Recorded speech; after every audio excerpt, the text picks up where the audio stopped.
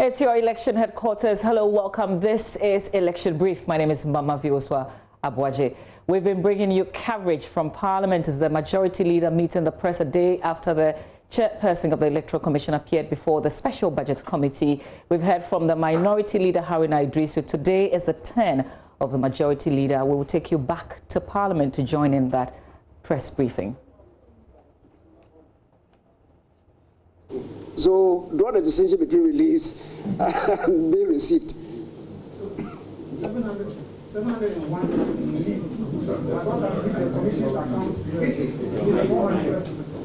So, how soon will the Electoral Commission be receiving what is left? Because you indicated that is why we are saying that we, or the committee, will have to engage the Finance Ministry to bring pressure on them to do what is needful. Because, let's face it, no thanks to this COVID environment, time certainly is not on our side. And there cannot be any slips.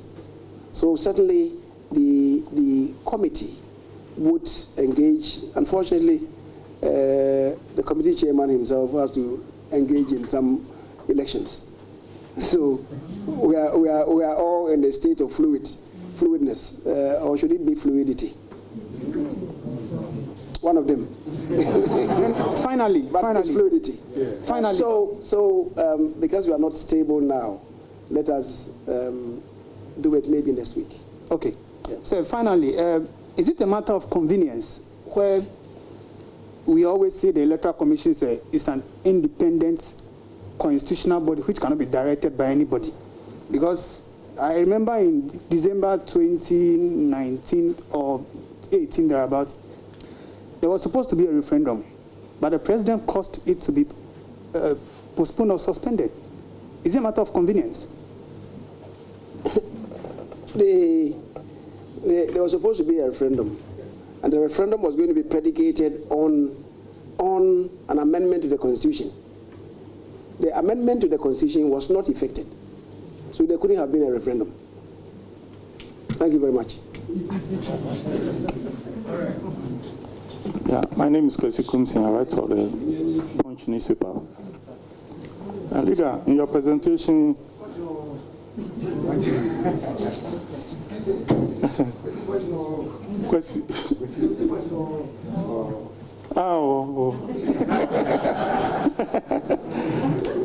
Leader, in your presentation, you did mention that the previous administrators bought BVD for 5,000 as against the new one, modern one that the current administration is about to buy, which costs less than 5,000, specifically about 3,000.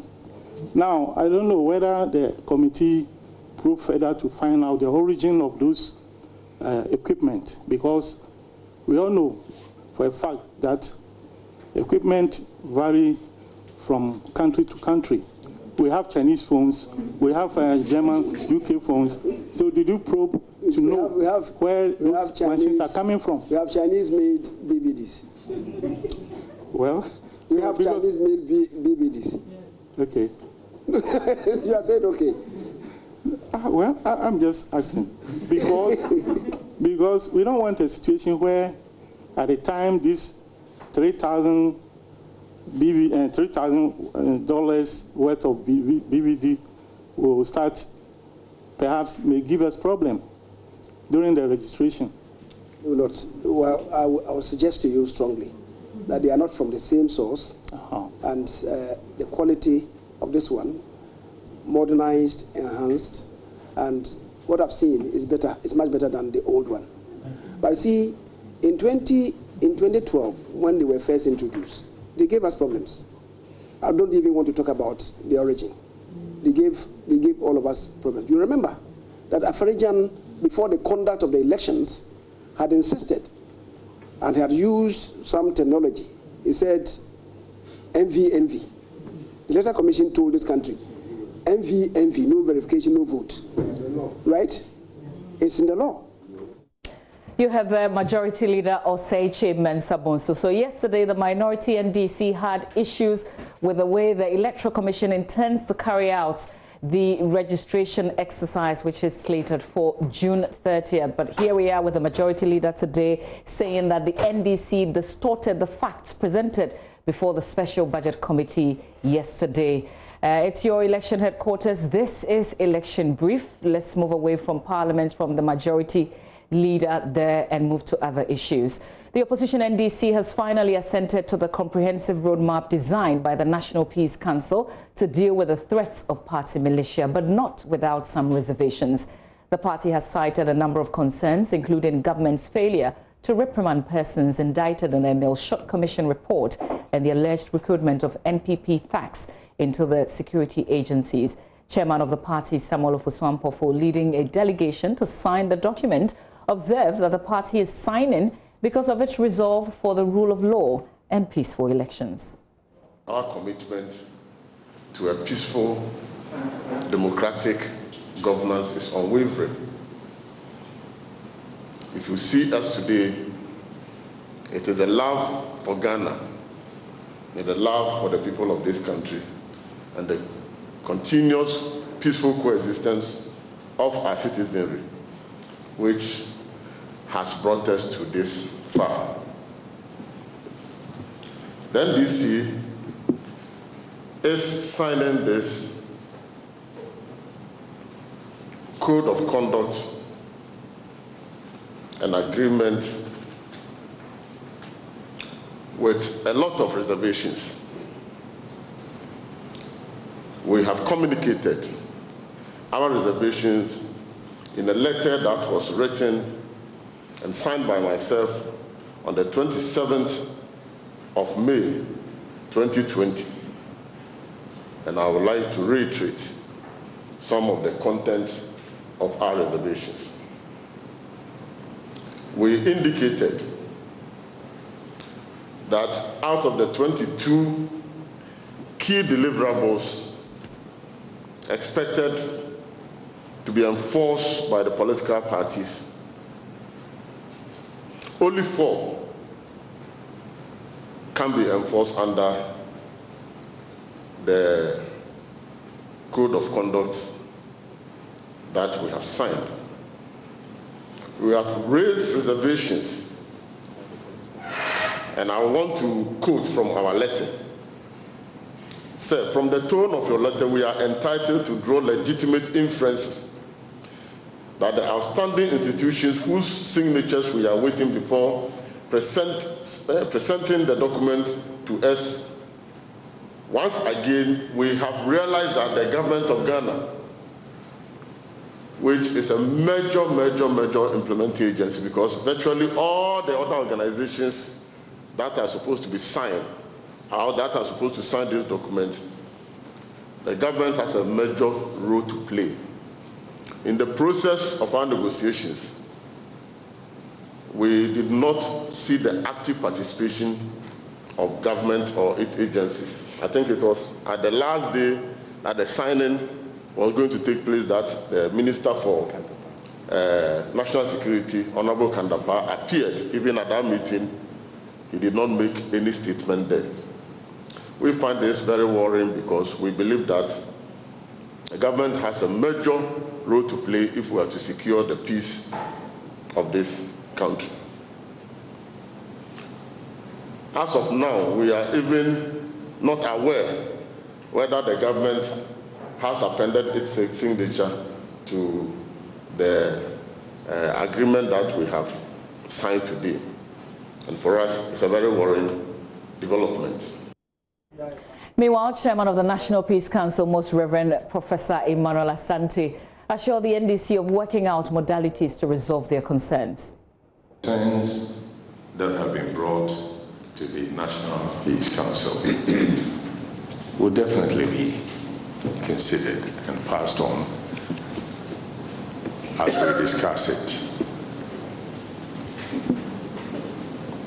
It is our wish that in the interest of the country, the peace of our country, the development of our country, the country we all love, we will do everything to ensure justice and peace.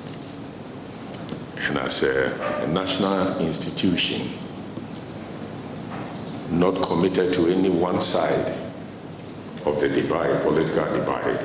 We will do the best that we can to bring attention to the concerns that have been raised at the appropriate time. Sometimes it is difficult for people to understand people who are doing peace work, because peace work involves covert and overt activities. It involves covert and overt activities. And in some cases, the covert activities is even more effective than the overt activities. So we can assure our brothers and the entire Ghanaians that the Peace Council would do all it can with its partners. Well, security experts at the Kofi Annan Peacekeeping Training Center, Professor Kwesi Enin, is meanwhile cautioning against excessive optimism over the signing ceremony. Now, part of the challenges for this signing and the eventual compliance is that the National Peace Council itself doesn't have the capacity and the strength to elicit compliance and to demand from the signatories to behave well. But the argument is that, I mean, this whole event and this whole ceremony perhaps might be a mirage. Well, if politics is about asking for the mandate to serve your people, then probably it should not be seen as a mirage. Okay? Okay? So there should be no excessive optimism around the signing itself. Because there were a couple of critical steps that we also overlooked or we didn't do at all. Doc, finally, yes. Would you say that it's quite surprising that government is yet to assent to this document? Well, if government doesn't assent to the document, then the document is not worth the paper it has been signed on. Because that's a concern the NDC has raised and the Peace Council admitted. Well, I think they raised this concern right from the word go, so yeah. So, I mean, that's why I'm saying that there should be limited optimism and that truly, if the initiator of the process itself is unwilling to sign, I would have thought that locating Ghana as the fulcrum around which this process revolves, that government would have signed first to indicate its willingness as the stronger party in this contestation for power and also controlling the tools of violence. Now look, I want to show goodwill, so I have signed before, and I think that would have gone a long way to assuage some of the fears and the worries. But it's never too late, and I'm sure the Peace Council will engage government to sign, because it will truly be a victory for all of us, and then the compliance comes in. But was the delay even necessary at all? Absolutely not. From where I stand, absolutely not.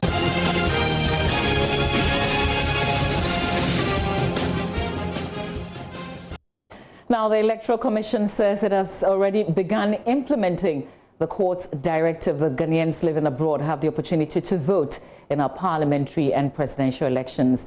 The Representation of the People's Amendment Act passed some 12 years ago is yet to be implemented. This sparked a number of court actions, and Accra High Court on May 8, 2019 granted a request by the Electoral Commission for an extension of the deadline to implement the law.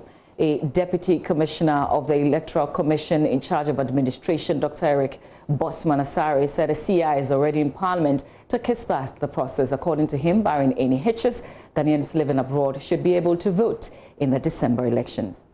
But what we are saying is that because the mop-up, we are not finishing in June. We are only beginning in June. And it will go, the exercise will take place the end of But it's for 30 days? No, it's for 38 days. Okay. And so I'm hoping that by the time, maybe July, who knows what is up there. But my point is within the 38 days you're not able to return, then that's it. That's it. Mama, don't forget that Ghanaians abroad who want to take part in the Europa, until the process goes through, etc., they've not been taking part. So they are just like our brothers and sisters who are not able to come because of. So let's be very fair. But Ropal is a special case because there's been a court order. Yeah, so what is the Electoral Commission going to do? Then what we have to do, where the court mandated us to ensure that we have a CI ready, which the commission has prepared and we've sent. We are waiting for the parliament to open the discussions on the subsidiary legislation committee. Anytime they invite us, we are ready to discuss with them and look at the ramifications of the regulations in there to ensure that Ghanaians abroad are able to vote. So assuming they should invite us today or tomorrow, the Electoral Commission is fully ready. But beyond that, let's look at how feasible it is with coronavirus around. Will they be able to take part in this exercise? Once the parliament gives the approval that we should discuss the CI, then the CI matures. Then now the onus lies on the EC to put it into action. So if the EC realizes that it cannot do it, then maybe we have to go back to the court. But now we've not gotten to the stage where the CI has matured and the EC is saying that it is not in a position to do it. So explain again. There is a CI in Parliament on that. There is a CI which we've sent to Parliament on that. So we are waiting for the Subsidiary Legislation Committee of Parliament to invite us so that we look at it. Once we look at it, and normally the pre-laying is where they will look at the regulations and make sure that everything is in order. It will not be in violation of any existing law, and it will also enhance the credibility of the process. Once that is done and all the parties agree, then it will be laid in Parliament. Then it will start counting 21 sitting days. So, and once it matures, then the EC must work with it. Okay. So is the court aware of the processes? No, I think for the court gave the order that we should make sure we prepare the CI to go, and the EC has done that. Okay. All right, let's... Well, Dr. Bosman Asare also explained that proxy voting is not captured in its amended CI to be used in the compilation of the new voters register. The EC, according to Dr. Bosman Asare, did not anticipate that some Ghanaians would be stranded abroad around this time. People must understand that the Electoral Commission is saying that the card you bring must bear your picture. The card you bring. So, Mama, when you are coming to register, we want a card that bears your picture. So we look at the picture. So a photo identification. So that's why we use all cards we have been using. Sometimes when we use the National Health Insurance, your picture embedded. The voter ID, your picture embedded. So once it doesn't have, but you know, it doesn't mean your birth cert is not relevant. When it comes to the District Registration Review Committee and people are checking ages, etc. But this country, we shouldn't be kidding ourselves. We know people are 80 years, they have birth certificates indicating they are 70, etc. But that doesn't suggest that there is a card which is perfect. But this election, what the commission is saying is that when we use the passport and the Ghana card, we think we are getting something which is more authentic and something which will help us to ensure the register is credible and is made up of those who are really qualified.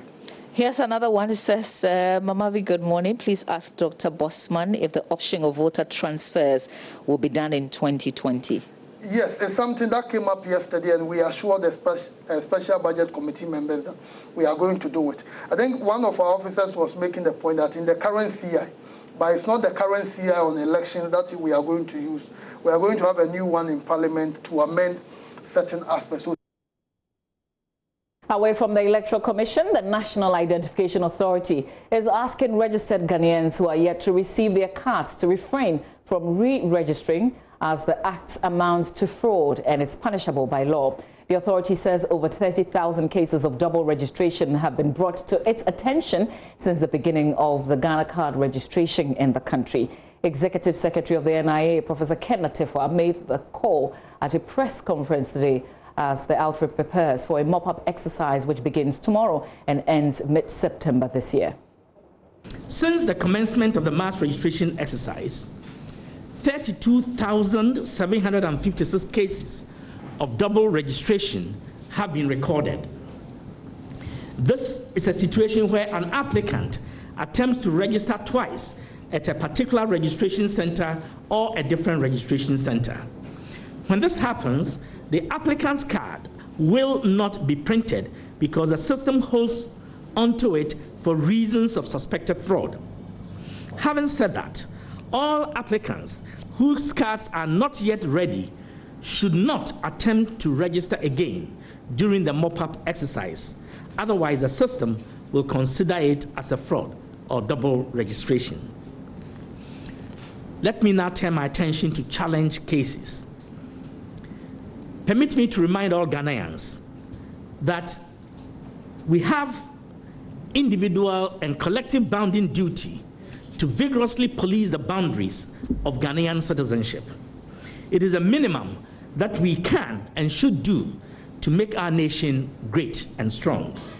Under the law, Ghanaians are mandated to challenge in good faith the eligibility claim of any person they believe is not eligible to be registered and issued with the Ghana card.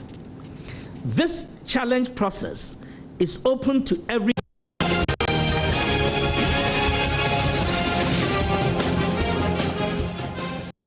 Now the countdown to the governing New Patriotic Party parliamentary elections has begun as aspirants race to capture the hearts and minds of the delegates this Saturday.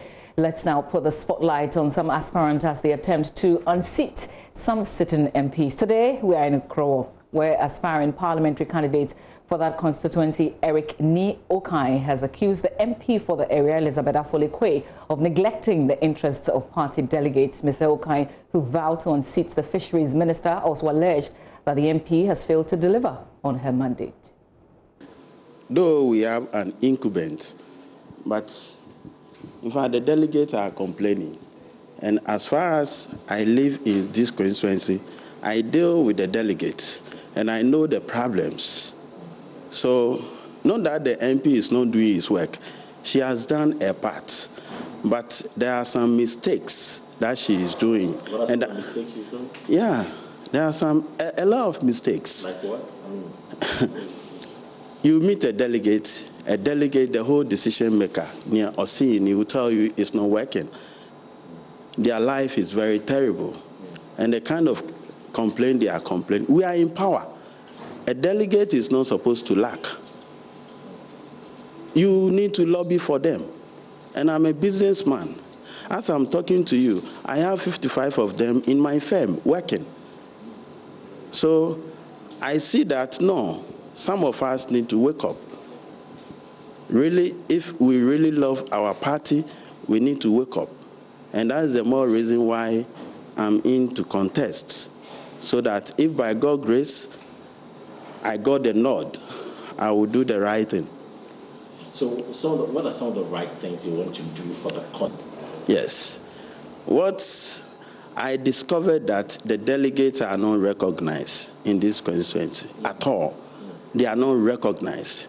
They only look for the delegates every 4 years. Every 4 years, they will be going to their various houses. Are you a delegate? Yes, I'm a delegate. Please come and help me. He will give you something small. Afterwards, they push them back again.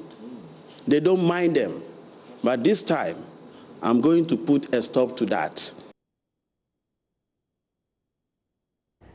Well, Mr. Okain, who is upbeat about his chances in the upcoming primaries, says he will institute an insurance scheme for delegates if given the nod to lead the party in the constituency. We all know how election is like. Sometimes people get injured and the rest. But they are not insured. After the person is being voted into power, they neglect the delegates. That is why I'm bringing a political insurance. And this is how it's going to be. I'm going to put the insurance on them. If they have given me the nod, I don't need them to come and join a queue in my house when they need support. Maybe I'm outside the country. The person will die. The problem will not be solved. But now, I'm bringing the solution to your doorstep. So the political insurance, this is how I'm going to do it. We have zones. We have 12 zones in each constituency. And each of the zones, I'm going to create a zonal office in that zone. I'm bringing the solution of your problem to your doorstep by creating office in your various zone. And each zone, we are going to create a job over there. So everything, when they work, whatever profit that they will get is going into the zonal office.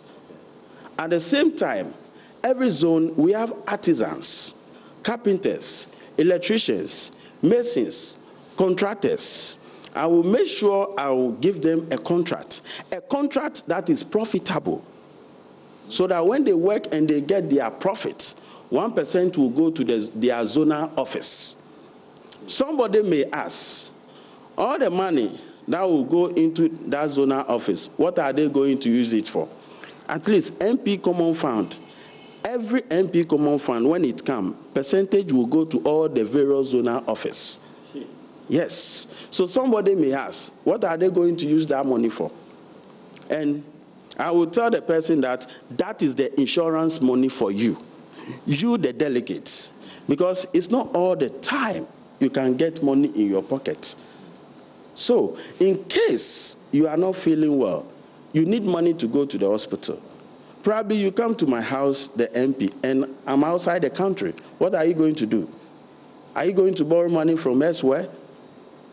You don't need to bother yourself. Go to your zonal office. Just prove to them that you are a delegate by showing your card. So when they get to know that you are indeed a delegate, a special card will be given to you. When that card is being given to you, you can take it to a particular hospital. You'll be taken care of free of charge.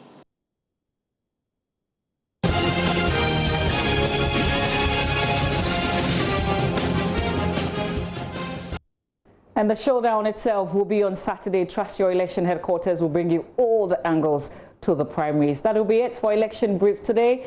My name is Mama Abwaje. For all election-related stories, log on to myjoyonline.com. Thanks for watching. Sports Today comes up next. Election Brief returns 1:30 p.m. tomorrow. Make a date if you can.